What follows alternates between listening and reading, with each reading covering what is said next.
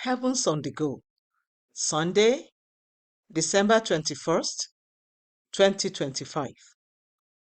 Topic: Conductors of the Anointing, Part 1. Memory verse: Psalm 23, verse 5. Thou preparest a table before me in the presence of mine enemies. Thou anointest my head with oil, my cup runneth over. Bible reading: John 4:34-38. Jesus saith unto them, My meat is to do the will of him that sent me, and to finish his work. Say not ye, There are yet 4 months, and then cometh harvest? Behold, I say unto you, Lift up your eyes, and look on the fields, for they are white already to harvest. And he that reapeth receiveth wages, and gathereth fruit unto life eternal, that both he that soweth and he that reapeth may rejoice together. And herein is that saying true, one soweth and another reapeth. I sent you to reap that whereon ye bestowed no labor. Other men labored, and ye are entered into their labors. The message. As we see in today's memory verse, God places the anointing on a man's head. However, a man's hands are the conductors of that anointing. In 1 Samuel 17:34-37, David smote the lion and the bear with his hands. With his hand also he held the sling that brought Goliath down.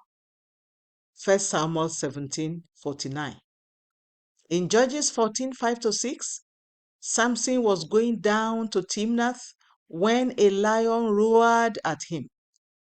The anointing came on him, and he tore the lion in half with his bare hands. In Judges 15:14-15, it was also Samson's hands that grabbed the jawbone of an ass and turned it into a weapon of mass destruction.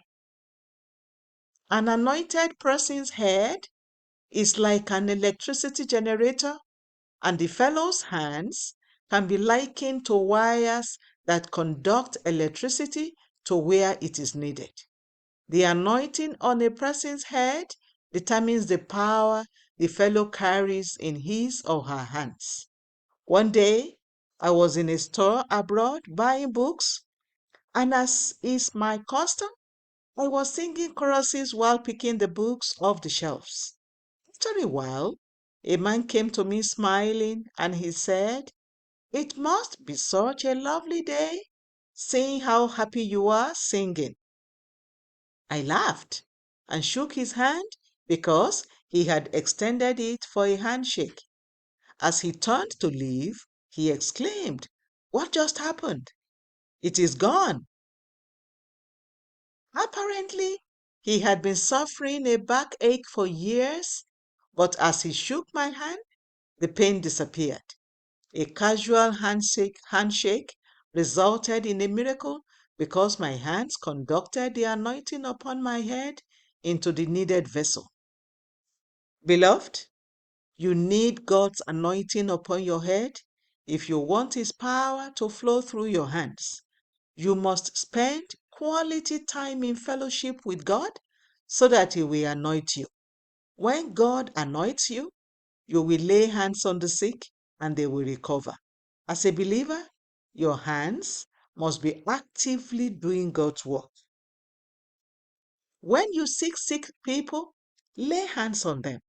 Don't withdraw your hands from doing God's work, because the anointing you carry will remain dormant if your hands are not taking it to where it is needed. The more you lay hands on the sick, the more demands you will place on the anointing upon your life, and the more it will grow. As the anointing upon your life grows, God will trust you to handle bigger things because He knows that your hands will deliver the things that He wants to do. Reflection. Are your hands actively doing God's work? Bible reading in 1 year. James 1-5. Hymn for today. Take my life and let it be. The Open Heavens is written by Pastor E.A. Adeboye, the General Overseer of the Redeemed Christian Church of God. God bless you.